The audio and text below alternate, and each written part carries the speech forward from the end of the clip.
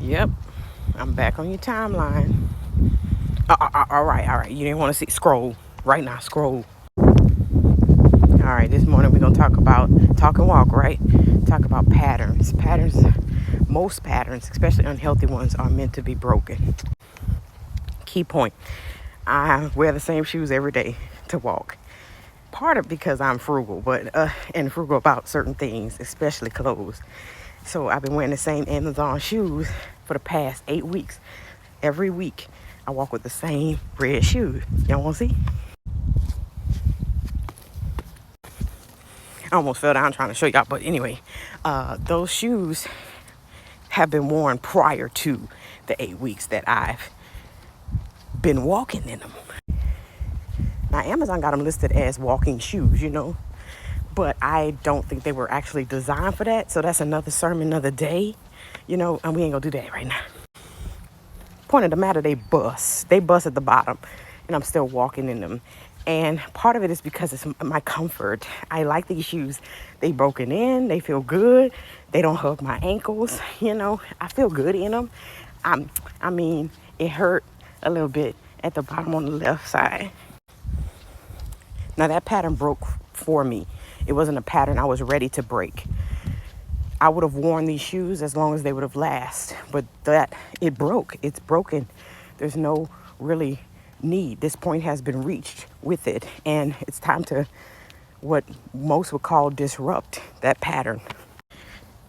Practically, if you wake up and do the same routine every day, it's cool, especially if it's working for you. But some patterns that we do every day don't always work for us. And most times we feel really bad when we do them. My point is I eat late at night, right?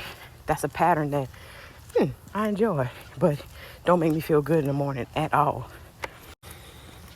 Part of November is saying no to the things that I think I need to say yes to that don't really mean well for me. So that was what I was supposed to do as far as November was concerned. I got to get back on track.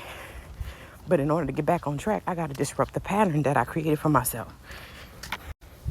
Create a new pattern, y'all.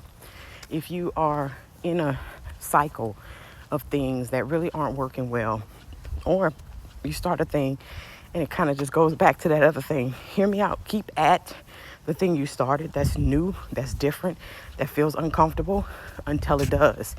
Because I can promise you, the shoes I buy ain't gonna be comfortable.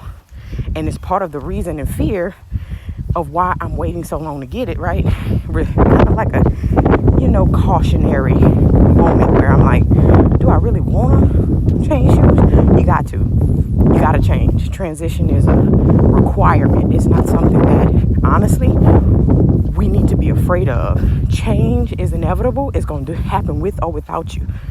It's best to be a part of that change. It's best to have that mindset that I'm going to just have to go with the current than fight the current, especially in some situations. So hear me out. Some cycles work for us. Good. It's a health cycle. When I'm talking about patterns, I'm talking about those unhealthy ones. And you know what they are. Because last week, you watched the other video and you talked about things that you hate. And if you did the work, you wrote down those things you hated about yourself. And you spoke over those things. And you burned those things. Go back and watch that video if you didn't do it. Say again, how do I disrupt the pattern?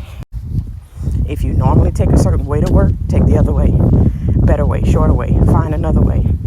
If you go a little further in your walks or what have you, go stand by the beach, go do something else, try something new. And as a matter of fact, Tabitha Brown, plug here, because I haven't read the book yet, but she said I tried new things where for 30 days, she disrupted her pattern on purpose to try a new thing every day. She made that intention to try a new